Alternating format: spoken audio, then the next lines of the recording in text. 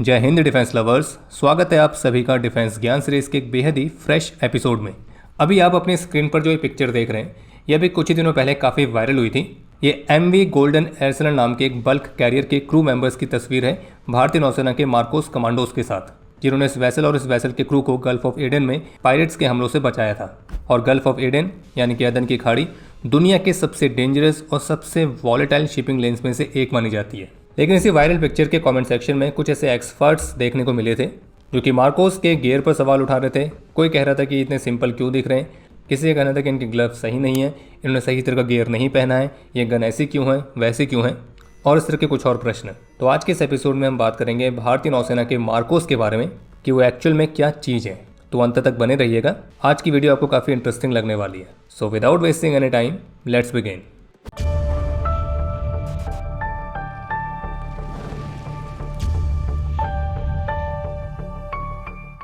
Marcos, जिसका official नाम है मरीन कमांडो फोर्स, जो कि भारतीय नौसेना की एक एलिट स्पेशल फोर्सेस यूनिट है और जिसे औपचारिक रूप से 1987 में रेस किया गया था। लेकिन इसके जो रूट्स हैं वो 1971 के भारत पाकिस्तान युद्ध के डाइविंग और एम्फीबियस रिक्वायरमेंट से आते हैं। मार्कोस का मोटो ब्रूटली सिंपल है, the few the fearless. Marcos की गिनती दुनिया की डेडलीस्ट मैरीटाइम स्पेशल फोर्सेस में होती है। Amphibious warfare, counter terrorism, direct action, special reconnaissance, hostage rescue, asymmetric warfare, सब इनके फॉर्मल टास्किंग का पार्ट है। इनके कुछ मशहूर निकनेम भी हैं, जैसे कि दाढ़ी वाला फौजी, मगरमच्छ या फिर ghost of Indian ocean. Marcos Mumbai, Visakhapatnam, Goa, Kochi, port Blair जैसे बेसिस से ऑपरेट करती है और एक डेडिकेटेड गैरिसन INS कर्ण के थ्रू ईस्टर्न सी बोर्ड पर परमानेंटली स्टेज रहते हैं, यानी कि इंडियन ओशन रीजन में कहीं भी किसी भी वक्त और एक वॉरशिप के डेक पर मार्कोस डिटैचमेंट हो सकता है। इनका जो सिलेक्शन प्रोसेस है वो भी बहुत ही ब्रूटल है, जो कि 4 फेसेस में होता है। Pre selection, selection, basic SF training और प्रोबेशन। और इसके पहले फेज में ही 50 to 80% कैंडिडेट्स ड्रॉप हो जाते हैं। फिर एक 5 वीक का सिलेक्शन जिसमें हेल वीक 1 और हेल वीक 2 जैसे ब्लॉक्स होते हैं। 20 किलोमीटर का morning runs, sleep deprivation, live ammunition drills, continuous physical task, anti piracy, anti hijacking, high altitude commando course, ये सब शामिल रहता है। और इस प्रोबेशन के बाद ओवरऑल एट्रिशन अप्रॉक्सीमेटली 98% तक पहुँचती है, यानी कि 100 में से लगभग 2 ही लोग बैच तक आते हैं। मार्कोस का जो एक मेजर रिएक्शन टाइम है वो अराउंड 0.27 सेकंड्स तक रिकॉर्ड किया गया, जो कि किसी क्लोज क्वार्टर बैटल के लिए एक इंसेन लेवल की रिफ्लेक्स स्पीड है। इनकी जो ट्रेनिंग है वो US नेवी सीज, ब्रिटेन की SAS जैसे यूनिट्स के साथ भी एक जॉइंट मॉड्यूल्स को इंक्लूड करती है, लेकिन फाइनल डॉक्ट्रिन भारत की रिक्वायरमेंट के अनुसार ही मॉडिफाई होती है। लेकिन मार्कोस के बारे में हमने आपको अभी तक जो बताया है, तो आप में से अधिक तो लोग सोच रहे होंगे कि ये तो हमको पहले भी पता था, क्योंकि मार्कोस पर ऑलरेडी पहले भी कई सारी वीडियोज़ बनी हैं और उन सब में मार्कोस की रेजिंग से लेकर उनकी ट्रेनिंग ये सब डिस्कस होता है। तो चलिए अब बात करते हैं मार्कोस के एक्चुअल ऑपरेशंस के बारे में, क्योंकि सही मायनों में इससे ही आपको समझने में मदद मिलेगी कि मार्कोस कितने कैपेबल है। और इसके लिए हम गल्फ ऑफ एडन और अरेबियन सी के रीसेंट टाइमलाइंस को ही देखेंगे। तो भारतीय नौसेना 2008 से एंटी पायरेसी डिप्लॉयमेंट कर रही है, लेकिन 2023-24 में Houthi missile attacks, Somali piracy revival और ड्रोन स्ट्राइक्स की वजह से जो सिचुएशन है वो इतनी टेंस हो गई कि नेवी ने अभूतपूर्व तरीके से 10 से 12 फ्रंटलाइन वॉरशिप्स को Arabian sea, gulf of Aden belt में मिशन डिप्लॉय किया। और हर डिप्लॉयड वॉरशिप पर ऑलरेडी मार्कोस की डिटैचमेंट्स ऑन बोर्ड हैं, यानी कि हर डिस्ट्रेस कॉल का इमीडिएट रिस्पांस एक वॉरशिप प्लस एक SF टीम के कॉम्बो से होता है। नेवी ने एयरबॉर्न इंसर्शन भी शुरू करी। C-130 सुपर हरकुलिस से इन्फ्लेटेबल क्राफ्ट्स और मार्कोस को पैराड्रॉप किया गया, ताकि वो डायरेक्टली सी सरफेस पर अपीयर होकर नियरेस्ट थ्रेट के अराउंड कॉम्बैट पेट्रोल स्टैब्लिश कर सकें। और फिर जब 2024 में लीला नॉरफॉल्क नाम के मर्चेंट वेसल पर हाईजैक का प्रयास किया गया, जहां पे अननोन पायरेट्स ने क्रू को टारगेट करने का प्रयास किया था, तो इस वेसल से मिले डिस्ट्रेस कॉल के रिस्पांस में भारतीय नौसेना ने worship, PATI maritime petrol aircraft और MQ-9B long range drones deploy किए थे। और मार्कोस बोर्डिंग टीम ने शिप को सिक्योर किया। 21 क्रू मेंबर्स, जिनमें 15 भारतीय थे, उनको सेफली रेस्क्यू किया। इसी तरह से 2024 में ही MV रुइन वाला ऑपरेशन, जो कि लगभग 40 घंटे तक चला था। दिसंबर 2023 में सोमाली पायरेट्स ने इस कॉमर्शियल वेसल को हाईजैक कर लिया था और 17 क्रू मेंबर्स को हॉस्टेज बनाकर मंथ तक होल्ड किया। और फिर जब मामला सही नहीं हो रहा था, तो फिर मार्च 2024 में भारतीय नौसेना ने निर्णय लिया कि अब वे इसको हाई रिस्क डायरेक्ट एक्शन से समाप्त करेंगे। और ये ऑपरेशन होना था भारत की कोस्ट लाइन से करीब 2600 किलोमीटर दूर। इस ऑपरेशन में शामिल थे भारतीय नौसेना की INS Kolkata, PATI aircraft, MQ-9B सी गार्डियन UAV और C-17 एयरक्राफ्ट से ड्रॉप किए गए मार्कोस कमांडोज। पहले INS कोलकाता ने इस वेसल को इंटरसेप्ट किया और उसे मजबूर किया रुकने के लिए, और फिर C-17 एयरक्राफ्ट से मार्कोस प्रहार को कॉम्बैट फ्री फॉल के थ्रू एयर ड्रॉप किया गया और एक हाई ऑल्टीट्यूड इंसर्शन जहां पे कमांडोज नाइट स्काई से लिटरली पायरेट्स के ऊपर डिसेंड करते हैं। पैरेलल में INS कोलकाता जैसे डिस्ट्रॉयर से वार्निंग फायर और पायरेट्स लड़ने का प्रयास करते हैं, फायर भी करते हैं, लेकिन भारतीय नौसेना के कोऑर्डिनेटेड टैक्टिक्स, सी ब्लॉकेट, एरियल ओवरवॉच, एक स्ट्रॉन्ग नेगोशिएशन, तो ये सब चीज़ें उन पायरेट्स को सरेंडर करने के लिए मजबूर कर देती हैं। और यह ऑपरेशन लगभग 40 घंटे चलता है जिसमें मार्कोस 35 पायरेट्स को कैप्चर करती है, 17 हॉस्टेजेस सेफली रेस्क्यू किए जाते हैं और फिर लीगल ट्रायल्स के लिए इन पायरेट्स को भारत लाया जाता है। और अगर आप इस ऑपरेशन पर थोड़ा सा और ध्यान देंगे तो आपको ये समझ में आएगा कि ये कितना डेंजरस ऑपरेशन था जिसे मार्कोस ने इतने प्रिसाइज तरीके से पूरा किया। ये डेंजरस क्यों था? क्योंकि एक तो ये भारत की कोस्ट लाइन से बहुत दूर कंडक्ट हो रहा था, कोई भी क्विक रीइंफोर्समेंट यहाँ पे आने के चांसेस नहीं थे, कोई भी फ्रेंडली पोर्ट पास में नहीं था, एक बहुत ही लिमिटेड मार्जिन था मेडिकल या फिर लॉजिस्टिकल फॉल बैक के लिए। इसके अलावा पहले पायरेट्स ने एक इंडियन शिप लॉन्च ड्रोन को शूट करके ये साबित किया था कि वो बहुत ही एग्रेसिव हैं, आर्म्ड हैं और नेवी के डिस्ट्रॉयर को एंगेज करने के लिए रेडी भी हैं। और ऐसी स्थिति में उस वेसल पर उतरना किसी सरप्राइज रेड के कंपैरिजन में ज़्यादा लीथल है। इंटेलिजेंस ये बताती है कि जो MV रुएन है उसे पायरेट्स एक मदर शिप की तरह इस्तेमाल कर रहे थे ताकि उसकी मदद से वो अन्य मर्चेंट वेसल्स पर भी हमले कर सकें। तो इसलिए इस बात की बहुत अधिक प्रोबेबिलिटी थी कि उनके पास एक्स्ट्रा वेपन्स हो सकते हैं, हाई एक्सप्लोजिव्स हो सकते हैं और वह ज़्यादा टैक्टिकली प्रिपेयर हो सकते हैं। और इन सारे सिनेरियोज का हम केवल अंदाजा ही लगा सकते थे, एक्चुअल में क्या है वो तो वहीं पर ही उतर के सामने आना था।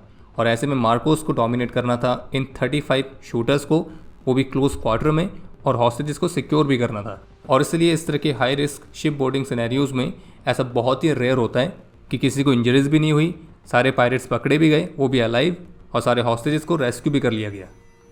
और अब इस MV रुएन वाले ऑपरेशन को कंपेयर करेंगे हम अमेरिका के एक बहुत ही फेमस ऑपरेशन से जो कि हुआ था अप्रैल 2009 में, जब सोमाली पायरेट्स ने एक US flag container ship Maersk Alabama को हाईजैक किया था और शिप के कैप्टन रिचर्ड फिलिप्स को हॉस्टेज बना के वे अपने साथ लाइफ बोट में ले गए थे। और इसके रिस्पॉन्ड में US ने डिप्लॉय करी थी अपनी डिस्ट्रॉयर USS ब्रेनब्रिज, और साथ ही US ने डिसाइड किया कि वे इस रेस्क्यू ऑपरेशन के लिए चुनेंगे अपनी सबसे best force SEAL team 6 DEVGRU. और फिर अंधेरे की आड़ में US की special forces SEAL team 6 ocean पर पैराशूट की मदद से उतरी, USS ब्रेनब्रिज को बोर्ड किया और एक तनावपूर्ण स्टैंड ऑफ की शुरुआत हुई। और जब पायरेट्स इस दौरान राइफल से फायर कर रहे थे तब उस दौरान 3 सील स्नाइपर्स, और इनको एम करना था एक छोटी लाइफ बोट पर जो कि पानी की लहरों के ऊपर थे और स्टेबल नहीं थी। लेकिन फिर भी 3 शॉट फायर होते हैं और तीनों पायरेट्स ढेर हो जाते हैं और सारे के सारे हेड शॉट, ताकि अनजाने में पायरेट्स ट्रिगर दबा के हॉस्टेज को ना मार दें। बाकी हॉस्टेज कैप्टन फिलिप्स को सेफली रेस्क्यू कर लिया जाता है। इस ऑपरेशन में कोई भी अमेरिकन सैनिक का खून नहीं बहता है और इस ऑपरेशन ने सील टीम 6 को घर घर में मशहूर कर दिया था। ये 2 अलग अलग ऑपरेशंस जरूर हैं लेकिन उनकी कहानी लगभग एक ही है। अगर आप US नेवी सील्स और मार्कोस के इक्विपमेंट को कंपेयर करने लगेंगे तो ऑब्वियसली आपको इसमें एक अच्छा खासा डिफरेंस देखने को मिलेगा, और वो डिफरेंस बहुत ही ऑब्वियस है क्योंकि US नेवी सील्स एक सुपर पावर बजट को एंजॉय करती है और वो उनके ग्लोबल एम्बिशंस के हिसाब से भी है, जबकि मार्कोस का लोड आउट प्रायोरिटाइज करता है रिलायबिलिटी और कॉम्पैक्टनेस को, विशेष रूप से भारत के रिक्वायरमेंट्स के हिसाब से। लेकिन अगर आप मार्कोस के इक्विपमेंट को भारत के अन्य स्पेशल फोर्सेस से कंपेयर करते हैं तो मार्कोस भारत के one of the well equipped special forces में आती है। लेकिन इसके बावजूद भी अगर आप इन दोनों यूनिट्स को एक न्यूट्रल पोजीशन में रखेंगे और उनको सेम मिशन दिया जाए तो ये दोनों यूनिट्स संभावित रूप से सरप्राइजिंगली सिमिलर वेज में ऑपरेट करेंगी। लेकिन फिर भी इनको जिस तरह के मिशंस के लिए ट्रेन किया गया है वो उनकी कंट्रीज़ को रिफ्लेक्ट करती है, उनकी कंट्रीज़ के रिक्वायरमेंट को दर्शाती है। जैसे कि डेप ग्रुप को ग्लोबल पावर प्रोजेक्शन के लिए, जबकि मार्कोस को एक ऐसे क्रिटिकल ओशन की रीजनल स्टेबिलिटी के लिए जिस पर पूरी दुनिया ही निर्भर करती है। और मार्कोस को आप एक रीजनल प्रेडेटर भी कह सकते हैं। और एंटी पायरेसी थिएटर में मार्कोस का प्रेजेंस रिसेंट का नहीं है बल्कि पहले से है। 2017 में MV जगमर जो कि एक इंडियन फ्लैग बल्क कैरियर था, तो गल्फ ऑफ एडन में उसको हाईजैक करने का प्रयास किया जाता है। करीब 12 पायरेट्स रोप्स, लैडर्स और ग्रैपनर्स के साथ उस शिप पर चढ़ने की कोशिश करते हैं, लेकिन जैसे ही SOS मिलता है भारतीय नौसेना की स्टेल्थ फ्रिगेट INS त्रिशूल सीन पर पहुंचती है और मार्कोस की पहली टीम चेतक हेलीकॉप्टर से फास्ट रोप करती है, दूसरी टीम इनफ्लेटेबल बोट से अप्रोच करती है और दोनों मिलकर पायरेट्स को ओवरपावर करते हैं। एक AK-47 मैगजीन, फ्यूल ड्रम्स और अन्य चीज़ों को सीज करके पायरेट्स को डिसआर्म्ड स्टेट में उनकी स्किफ पर रिलीज़ किया जाता है और जगमर सेफली सऊदी अरब की तरफ सेल कर जाती है। इसी तरह से 2018 में INS Sharda Liberian merchant vessel Lord Mountbatten का डिस्ट्रेस कॉल रिसीव करती है। 7 से 8 स्किप्स और सस्पेक्टेड मदर वेसल्स शिप को सराउंड कर रहे होते हैं। फिर INS शारदा से मार्कोस की टीम लॉन्च होती है जिसमें एक AKM राइफल और एक फील्ड मैगजीन रिकवर होती है और जो पायरेट्स होते हैं वो मार्कोस को देख के पहले ही भाग गए होते हैं। मिड 90s में मार्कोस को जम्मू कश्मीर की वुलर लेक और झेलम नदी पर भी डिप्लॉय किया गया था क्योंकि ये जगह घाटी में घुसपैठ करने के लिए पाकिस्तानी आतंकियों के लिए एक मेजर रूट हुआ करती थी। तो इसलिए यहाँ पे एक फुल मार्कोस की प्रहार टीम को डिप्लॉय किया गया, जिसमें 18 कमांडोज थे, जिन्होंने इस लेक पर काउंटर इंसर्जेंसी ग्रिड स्टैब्लिश करी।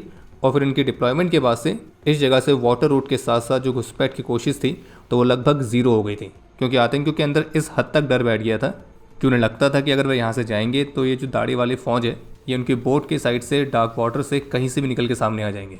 इसी तरह से 1999 का जो कारगिल कॉन्फ्लिक्ट है, तो उसमें जो ये मार्कोस के ऑपरेटर्स थे तो वे कारगिल के हाई ऑल्टीट्यूड टेरेन में दुश्मन की पोजीशंस के रिकॉनेसेंस कंडक्ट करने वाले उन पहले यूनिट्स में से एक थे। यानी कि प्राइमरली एक मैरीटाइम यूनिट से फंक्शन करते हुए इन्होंने बेहद ही इफेक्टिव तरीके से हिमालय की ऊंचाइयों पर भी परफॉर्म करके दिखाया।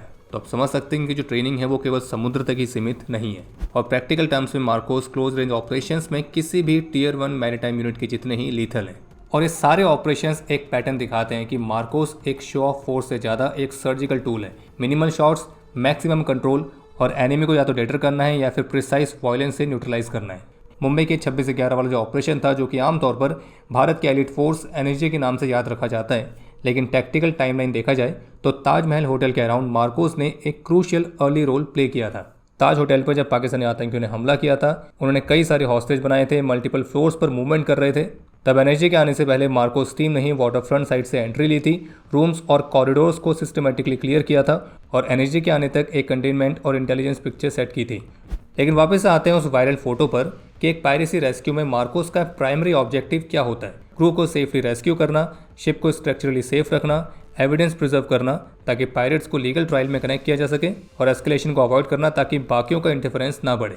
तो आपको क्या लगता है कि इस तरह के एनवायरनमेंट में उनका वेपन चॉइस किस तरह का रहेगा? इसका सीधे सा आंसर यही है कि अलग अलग सिचुएशन के हिसाब से आपको मार्कोस का एसएन अलग अलग दिख सकता है। और ये इंस्टाग्राम या फिर यूट्यूब के कंपैरिजन को जीतने के हिसाब से डिसाइड नहीं किया जाता है। ये डिसाइड किया जाता है कि आपको किस तरह की सिचुएशन में शिप पर बोर्ड करना है, अंधेरे में या दिन के उजाले में। घर से आपको सैकड़ों मील दूर करना है, जहाँ पे आपको पता है कि अगर कुछ भी गलत हुआ तो जल्दी से वहाँ पे तुम्हारी मदद के लिए कोई और नहीं आने वाला है। और सिंपल से गियर के साथ देखने वाली एक पिक्चर पूरी स्टोरी नहीं बताती है। पूरी स्टोरी बताती है वो ऑपरेशंस जिसमें कैसे 35 पायरेट्स को कैप्चर किया, 17 हॉस्टेजेस सेफली रेस्क्यू किए, मल्टीपल शिप्स को सेव किया है, काउंटलेस क्रू मेंबर्स की जान बचाई है, और वो भी ज़ीरो एरर के साथ। और यह है Marcos, the few the fearless. उम्मीद है आपको एपिसोड पसंद आया होगा। पसंद आया तो वीडियो को लाइक ज़रूर करें। कोई भी सुझाव या सवाल हो तो उसके लिए कमेंट सेक्शन ओपन है। बाकी हम जल्द मिलेंगे नए एपिसोड के साथ। तब तक के लिए जय हिंद, जय भारत।